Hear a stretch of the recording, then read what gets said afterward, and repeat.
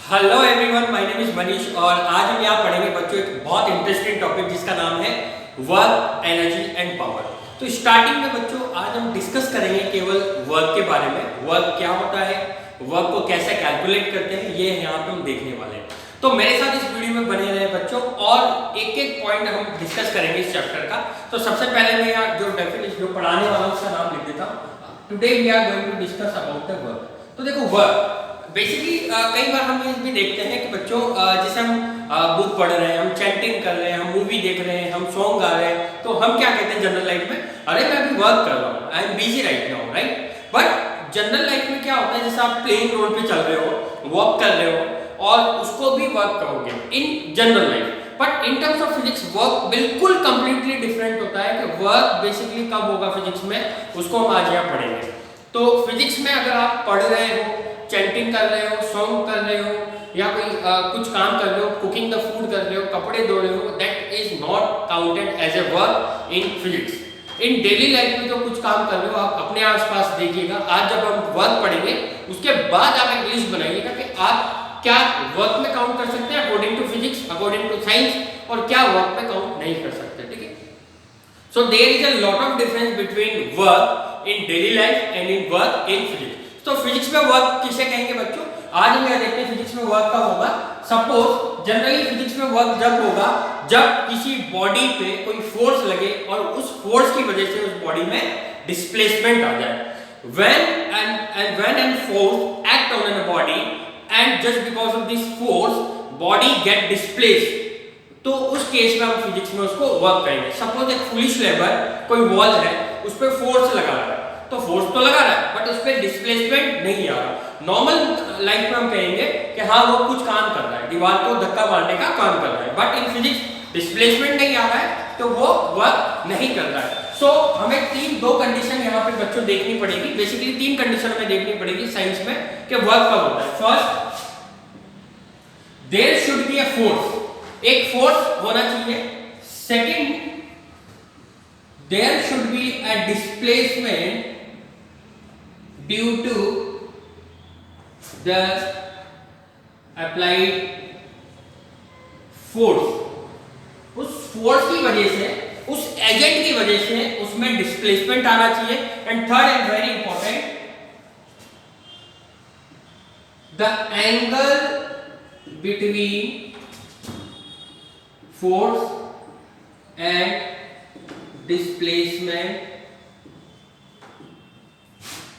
should not be 90 degree. बहुत important चीज है, उन दोनों के बीच में, किसके बीच में, फोर्स और डिस्प्लेसमेंट के बीच में जो एंगल होना चाहिए वो 90 डिग्री नहीं होना चाहिए। उस केस में उसको वर्क नहीं कहेंगे, उस केस में उसको वर्क नहीं कहेंगे। तो बहुत तीन चीजें हैं, ये तीन मेन कंडीशन है बच्चों वर्क के केस में। वर्क कब करेंगे हम साइंस में, जब कोई फोर्स किसी बॉडी पे एक्ट कर रहा होगा और उसकी वजह से उस बॉडी में डिस्प्लेसमेंट आ रहा होगा और उन दोनों के बीच में जो एंगल होगा वो 90 डिग्री नहीं होगा। Let's take an example. Suppose मेरे पास एक बॉक्स है और ये ग्राउंड है, राइट।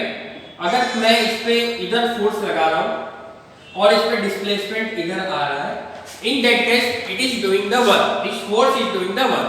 अब कैलकुलेशन कैसे करेंगे, व्हाट कैलकुलेशन कैसे करेंगे, how to calculate or measure the work done।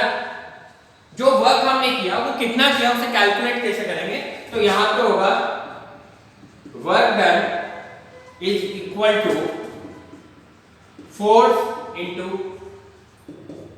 Displacement. Like कितना फोर्स लग रहा है और कितना डिस्प्लेसमेंट हो रहा है। Let's take an example. Suppose मेरे पास एक बॉडी है, इसका मास मान लेते हैं 1 kg है और मैंने इसको ऊपर उठाया 10 सेंटीमीटर तक। कितना, 10 सेंटीमीटर या 0.01 सेंटीमीटर तक, मीटर तक मैंने इसे उठाया। तो मैंने इस पर वर्क कैसे किया, मैंने फोर्स लगाया कितना, बेसिकली मैंने इसको ग्रेविटी के अकॉर्डिंग फोर्स लगाया। मान लो मैंने 10 न्यूटन फोर्स इस पे लगाया और इस पे डिस्प्लेसमेंट मैंने दिया 1 मीटर। तो यहाँ पे जो फोर्स होगा क्या होगा, 10 newton force multiply by 1 metre. तो यहाँ पे वर्क डन कितना हो गया बच्चों, 10 न्यूटन इनटू मीटर, और इस न्यूटन और मीटर को हमने नाम दिया joule. Basically James Prescott joule एक साइंटिस्ट थे जिन्होंने एनर्जी, हीट और वर्क के बीच में एक रिलेशन निकाला और ये बताया कि तीनों चीज लगभग एक ही है, तो उनकी यूनिट उन्होंने डिसाइड करी जूल, राइट। सो ये वर्क को कैलकुलेट करने का तरीका है, बट हमें यहाँ पे एक इंपॉर्टेंट पॉइंट याद रखना पड़ेगा। इस केस में जो होगा बच्चों, क्या होगा, फोर्स कांस्टेंट होना चाहिए, force should not be variable. Second thing, उनके बीच में जो एंगल है वो 90 डिग्री नहीं होना चाहिए। थर्ड थिंग, यहां पे हम कंपोनेंट लेंगे, कंपोनेंट इन द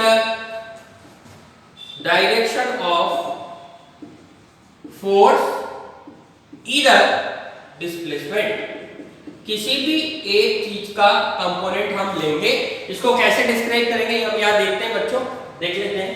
ये तीन चीजें जो मैंडेटरी है, फोर्स कांस्टेंट होना चाहिए, 90 डिग्री का एंगल फोर्स और डिस्प्लेसमेंट के बीच में नहीं होना चाहिए, and component in the direction of force and displacement. जब फोर्स और डिस्प्लेसमेंट की डायरेक्शन देखेंगे तो किसी भी एक चीज का हम कंपोनेंट ले सकते हैं, उसको हम देख लेते हैं कैसे होता है। यहां पे देखते हैं, लेट्स हैव अ लुक।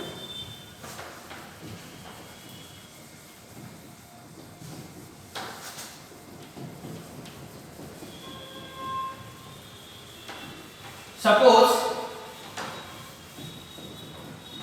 एक बॉडी है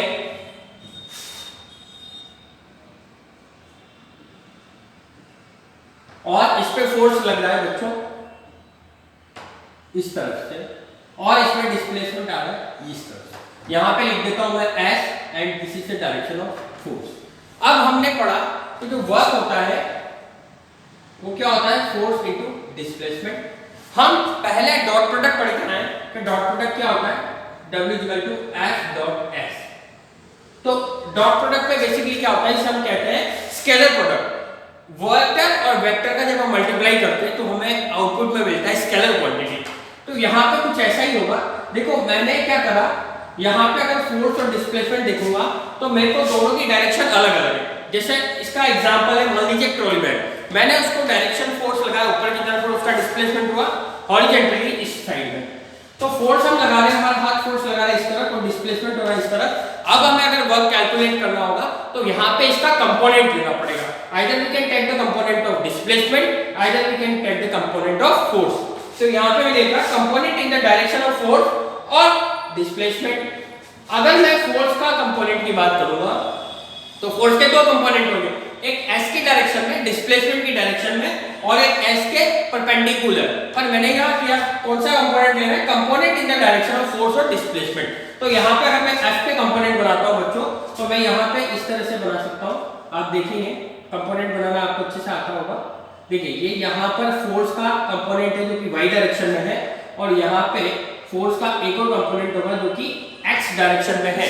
अब देखो बच्चों, मैंने जब वर्क कैलकुलेट करना है यहाँ पे, तो मैं यहाँ से जो वर्क निकालूंगा, वर्क देन क्या होगा, फोर्स एक्स डायरेक्शन में उसका component my dot product of S, और ये एंगल मान लीजिए थीटा है। तो हमें पता है कि ये एफ एक्स क्या हो जाएगा, यहाँ से एफ कॉस थीटा एस। ये हमारे पास जो वर्क आएगा, तो हम इसको ऐसे लिख सकते हैं, वर्क को F S F S cos theta, and this is the magnitude of work done. इसी केस में अगर हम देख लेते हैं कि मान लीजिए मुझे कंपोनेंट लेना है s का इन द डायरेक्शन ऑफ फोर्स, तो हम यहां से क्या कर सकते हैं, परपेंडिकुलर डाल सकते हैं यहाँ पे, राइट। और ये जो परपेंडिकुलर डाला और हमने देखा कि अब हम डिस्प्लेसमेंट के दो कंपोनेंट देख रहे हैं, तो एक कंपोनेंट हो जाएगा ये और एक कंपोनेंट हो जाएगा बच्चों ये, राइट। थीटा इधर है, तो ये जो s कंपोनेंट होगा ये क्या हो जाएगा, s cos थीटा। तो यहां से अगर हम वर्क कैलकुलेट करेंगे तो वर्क क्या आ जाएगा, वर्क आ जाएगा f s cos थीटा। दोनों ही केस में जो वर्क का मैग्नीट्यूड होगा बच्चों वो बराबर होगा। तो हम कोई भी एक कंपोनेंट ले सकते हैं, component in the direction of force, either component in the direction of displacement, but वो कंपोनेंट यूज करेंगे जो फोर्स की डायरेक्शन में होगा या फिर डिस्प्लेसमेंट की डायरेक्शन में होगा। So this is all about the work. हमें तीन कंडीशन ध्यान रखनी है, पहला फोर्स होना चाहिए, दूसरा डिस्प्लेसमेंट होना चाहिए, तीसरा 90 डिग्री एंगल दोनों के बीच में नहीं होना चाहिए। उसको अपन एक्सप्लेन करेंगे क्यों नहीं होना चाहिए नेक्स्ट वीडियो में। और कंडीशन क्या है कि फोर्स कांस्टेंट होना चाहिए, दोनों के बीच में 90 डिग्री एंगल नहीं होना चाहिए, and component direction of force या फिर डिस्प्लेसमेंट, हम इसमें कोई भी एक कंपोनेंट लेंगे, या तो फोर्स का डिस्प्लेसमेंट की डायरेक्शन में या डिस्प्लेसमेंट का फोर्स की डायरेक्शन में। So it is all about the work बच्चों। Thank you very much for today's session. All the very best. Thank you.